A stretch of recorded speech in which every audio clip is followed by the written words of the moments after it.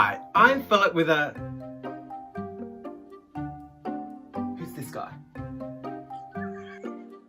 I thought it was your mate.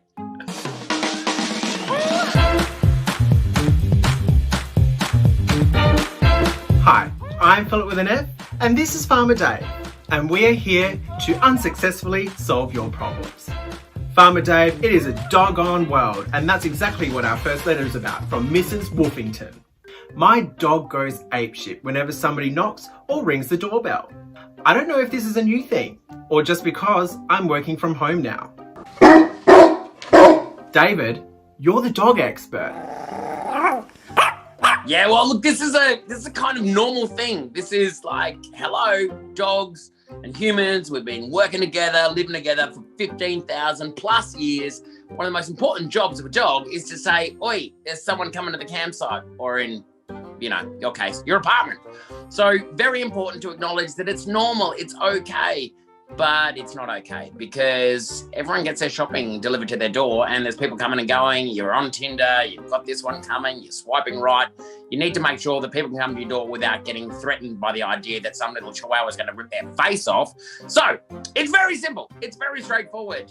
Reward your dog with treats every time the door is knocked upon or rang. Now, you may be in the situation where your dog is absolutely apeshit, which means that you've got to have a setup. You need a friend, so get your Tinder date to just come around, help you out. Small little knock, and then you throw lots of treats at your dog's head. So not like a B-52's knock at the door.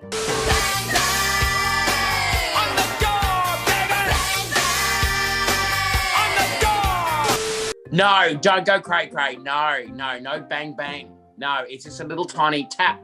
This is if your dog is really apeshit.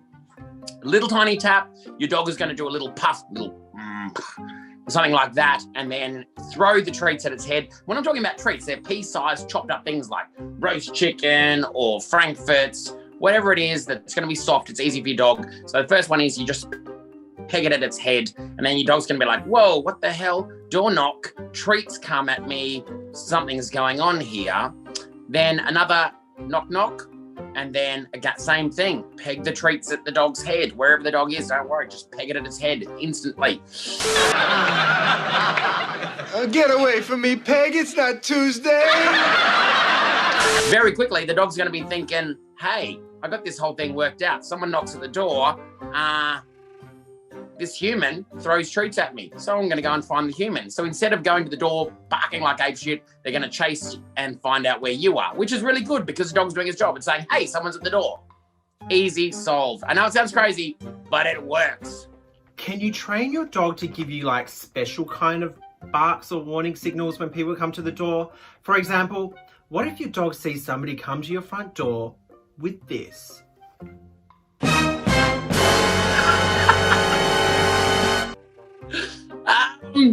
Now, this is something that I've taught a lot of people to do, and that is you have alternate commands on your dog. Because, of course, your dog doesn't understand English. You just teach it that this means that. Sit means put your bum on the magic button on the ground. So you can actually teach your dog, which is what I have trained a lot of people to do, and that is calm down, stop, don't attack, which actually gets your dog to bark louder and go more crazy. So, yeah, you can actually give your dog cue words that mean completely different to your dog as what they actually do to the person. So you can be pretending that you're calming your dog down or trying to, and it's going apeshit. And then said person, they're going to quickly fade off into the distance. Can we try it with Jimmy? We can give it a go. Righto, Jimmy. Right, hold on. And scene. Knock, knock.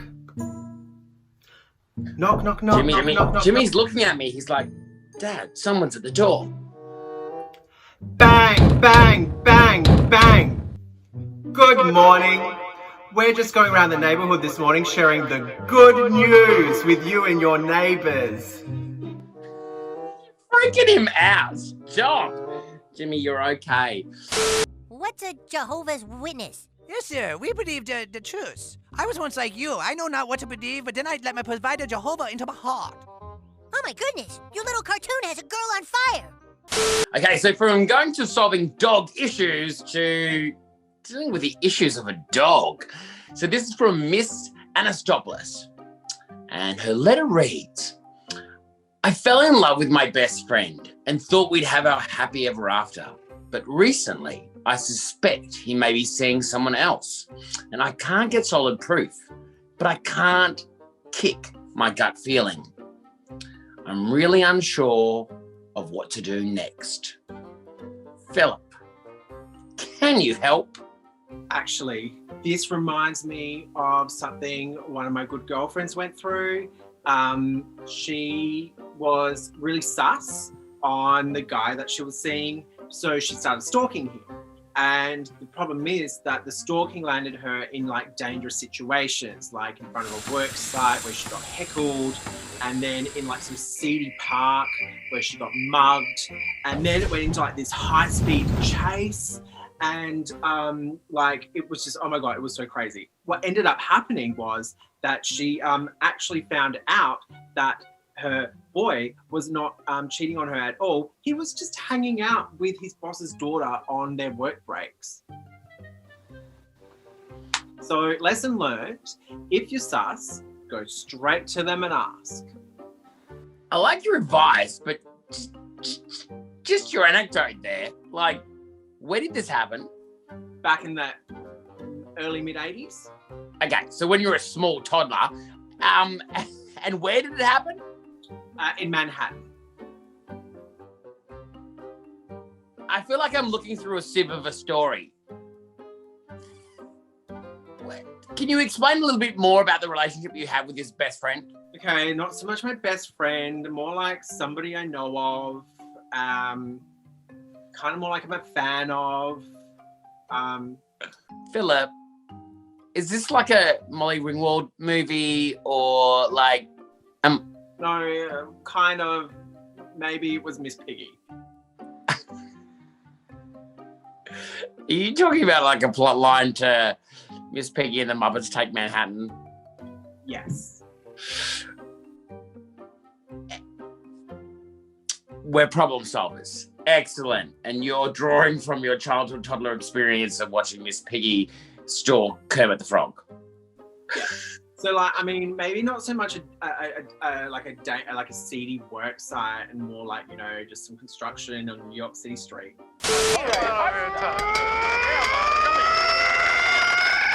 And maybe it wasn't really a city park; it was Central Park.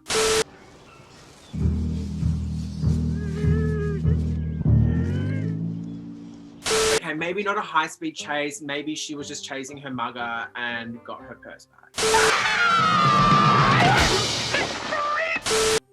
But the moral of the story is she still found out that Kermit wasn't cheating on her. You two-timing her? No, it's just Jenny. She's a friend. She's a friend. She's been trying to help me sell the show. He's got to sell the show. Now there's some power right there. Yeah. Stalk away, but then at the end of the day, nothing to worry about. You know your best friend, right? Like, COVID has changed everything. Like, I mean, we used to go down the Billabong and we'd all drink together, you know, the pub and the club, and there'd be community there involved. Whereas now, like, there's taps everywhere. There's like, you turn around, there's a tap, you know, you're jolly, this thing here can give you access to, you know, whatever options under the sun, tens of thousands of millions of options. So I don't know. I think that she's been cheated on. I think that this dodgy dude has got 15, 16, 18 other humans on the go, on their Tinder, their Grindr, their gay matchmaker, their Christians that need husbands.com. I really do think that gut feeling is spot on. I reckon that this relationship's not going to last, dude. Being with your best friend might be all right for the chick, but for the guy, is best friend sex really even that good? Who wants to be with their best friend? Where's the spark? You know, hate sex is better than best friend sex. I've heard. The bottom line, just confront him and ask. Ask. I mean, you're going to get an answer either way. It's the answer you need. Did you see the news today? There is this shark that looks exactly like Donald Trump. No! I have a guinea pig that looks very similar to Donald. But no, I have not. What the? Just what? Spitting image. It looks just like it's a shark with Trump's face on it. It's insane. But like, that's not unusual. Like, there are so many celebrities that look like animals. Like, haven't you ever thought that Danny DeVito looks like a penguin? That's kind of because he played one in that Batman-y movie. Yeah. And sometimes I think like Angelina Jolie looks like a fish. And yeah, Miley Cyrus looks like a giraffe, right? Yes. And do you think that seal looks like a seal?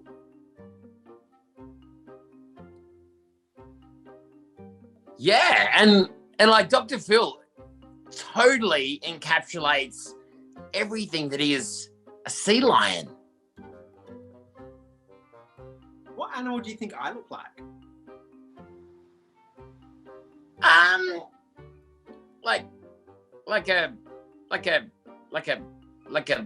Like a you've got a massive Pepe Le Pew vibe, so I'm gonna say a skunk. Yes, I do have that sexual charisma without the allure because everyone keeps running away from me. Are you my little gumbo of chicken? Your French fried shrimp is sizzling for you. What animal do I remind you of? I think a lion because you got like the big mane and maybe like a wise lion, like the lion from The Lion, the Witch and the Wardrobe because you're a problem solver.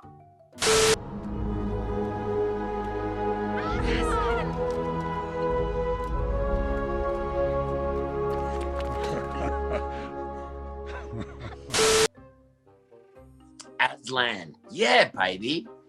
I like that.